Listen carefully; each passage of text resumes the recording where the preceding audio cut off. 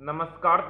दोस्तों आज की इस वीडियो में बात करेंगे रिस्क मैनेजमेंट के बारे में कि रिस्क मैनेज आप किस तरह से कर सकते हो ट्रेडिंग करते समय। देखिए दोस्तों, आज की इस वीडियो में बात करेंगे रिस्क मैनेजमेंट के बारे में कि रिस्क मैनेज आप किस तरह से कर सकते हो। देखिए दोस्तों, रिस्क मैनेजमेंट करना बहुत ज़्यादा जरूरी होता है, बहुत ही ज़्यादा इंपॉर्टेंट होता है किसी भी ट्रेडिंग करते समय, यानी कि अपने सेटअप पर बिलीव करने के लिए आपको रिस्क मैनेज करना आना चाहिए। क्योंकि रिस्क मैनेज अगर आप नहीं करोगे तो आपकी जो कैपिटल होगी सारी की सारी वो एकदम से यहाँ पर उड़ जाएगी, यानी कि मार्केट उसको आपसे ले लेगा। ठीक है दोस्तों, अगर आप रिस्क मैनेजमेंट नहीं करोगे। देखिए दोस्तों, रिस्क मैनेजमेंट कितने तरह की होती है। देखिए दोस्तों, अगर आपके यहाँ पर यानी कि अगर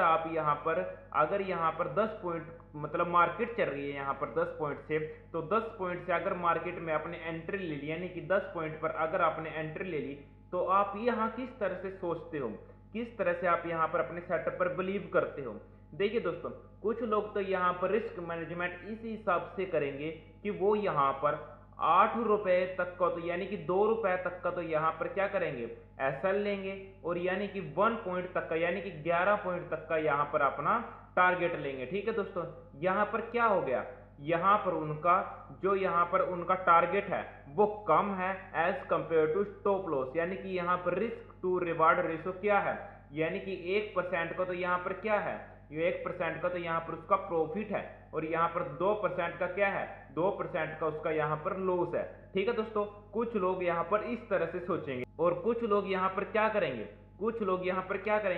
यहाँ पर 2 पॉइंट का यहाँ पर ऐसा लेकर और 3 पॉइंट का यहाँ पर क्या करेंगे, 3 पॉइंट का यहाँ पर टारगेट लेंगे। यहाँ पर रिस्क टू रिवार्ड रेशो क्या हो गया, यहाँ पर रिस्क टू रिवार्ड रेशो हो गया हमारे लिए 1 पॉइंट यहाँ पर 3%। ठीक है दोस्तों, और अगर यहाँ पर कुछ लोग क्या करेंगे, 1:1 का यहाँ पर स्टॉप लॉस भी लेंगे, यानी कि 2 पॉइंट का यहाँ पर स्टॉप लॉस लेंगे और 2 पॉइंट का यहाँ पर टारगेट लेंगे। ठीक है दोस्तों, ठीक इसी तरह से 1.3 भी लेंगे कुछ लोग, 1.4 लोगे, यानी कि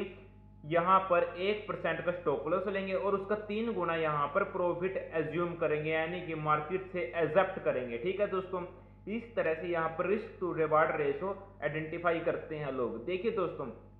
रिस्क टू रिवार्ड रेशो होता है जो, वो किस तरह से यहाँ पर आपको आना चाहिए। अगर किसी भी कैंडलस्टिक का, यानी कि किसी भी कैंडलस्टिक का अगर आप यहाँ पर मतलब कि कैंडलस्टिक होती है जो, उसका रिस्क टू रिवार्ड रेशो अलग होता है, और किसी भी रेंज का यानी कि सपोर्ट एंड रेजिस्टेंस के बीच में अगर मार्केट है तो अगर उसका ब्रेकआउट या ब्रेकडाउन होता है तो उसका रिस्क टू रिवार्ड रेशो अलग होता है। अलग अलग सिचुएशन यहाँ पर डिपेंड करती है कि यहाँ पर किस तरह से लोग उसको आइडेंटिफाई करते हैं। देखिए दोस्तों, अगर आप किसी यहाँ पर कैंडल का यहाँ पर अगर आप कैंडल के यानी कि कैंडल के दम पर अगर आप यहाँ पर एंट्री लेते हो, तो आपका सीधा सा क्या होगा, आपका सीधा सा जो स्टॉप लॉस होगा वो क्या होगा, इस कैंडल का लो होगा। ठीक है दोस्तों, किसी भी कैंडल का लो होगा, अगर अप ट्रेंड में होगी वो कैंडल तो उसका हाई होगा। ठीक है दोस्तों, यहाँ पर आपको एसएल तो बिल्कुल ही क्लियर दिखेगा कि मुझे एसएल यहाँ पर क्या लेना है, लेकिन बात आती है यहाँ पर कि यहाँ पर हम अपने टारगेट किस तरह से लेते हैं, कैंडल अगर कैंडल बनती है हमारे सेटअप पर तब। ठीक है दोस्तों,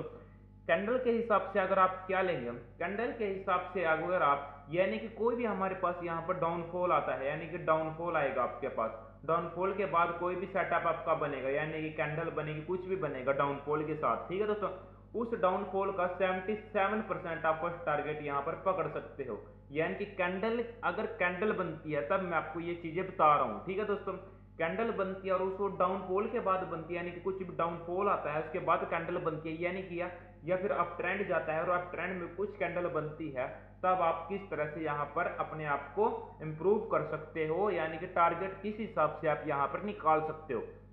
ठीक है दोस्तों, ये तो हो गया हमारे पास यहाँ पर कैंडल की बात। हम बात करते हैं किसी रेंज की, यानी कि किसी भी रेंज या किस तरह से आप यहाँ पर टारगेट निकाल सकते हो। देखिए दोस्तों, अगर कोई भी रेंज है, यानी कि रेंज है, ठीक है दोस्तों, उस रेंज का ब्रेकआउट होता है, आपकी एंट्री यहाँ पर होगी।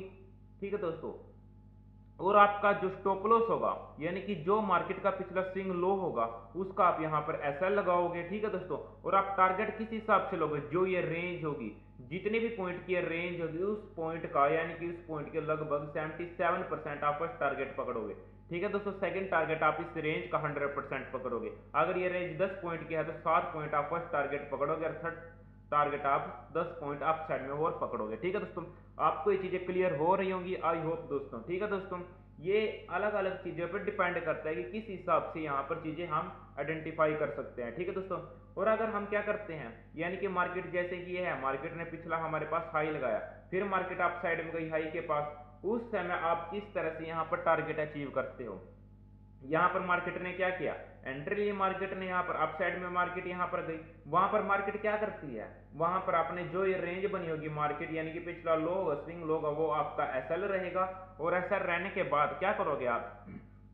जितने भी पॉइंट की यहाँ पर मूवमेंट हुई होगी, यानी कि पिछली तरफ से जितनी पॉइंट की मूवमेंट हुई होगी, उस पॉइंट का 0.5% यानी कि 50% आप फर्स्ट टारगेट पकड़ सकते हो। देखिए दोस्तों, यहाँ पर तो लगभग मार्केट ने इसका डबल ही यहाँ पर, यानी कि डबल ही इसका टारगेट दे दी, लेकिन हमारे लिए फर्स्ट टारगेट क्या होता है, फर्स्ट टारगेट ये होगा हमारे लिए। फिर मार्केट ने एक रेंज बनाई, फिर मार्केट ने उसका ब्रेकआउट दिया, यानी कि इस रेंज का फिर से अप साइड में आपको एक टारगेट मिला। इस हिसाब से मार्केट चलती है, जितनी अच्छी रेंज होगी, जितने अच्छे पॉइंट की रेंज होगी, उतने बड़े बड़े टारगेट आपको मिलेंगे, छोटे पॉइंट की रेंज होगी वो छोटे टारगेट आपको मिलेंगे। ठीक है दोस्तों, कैंडलस्टिक के दम पर अगर आप लेते हो तो कैंडलस्टिक के दम पर मैंने आपको बता दी है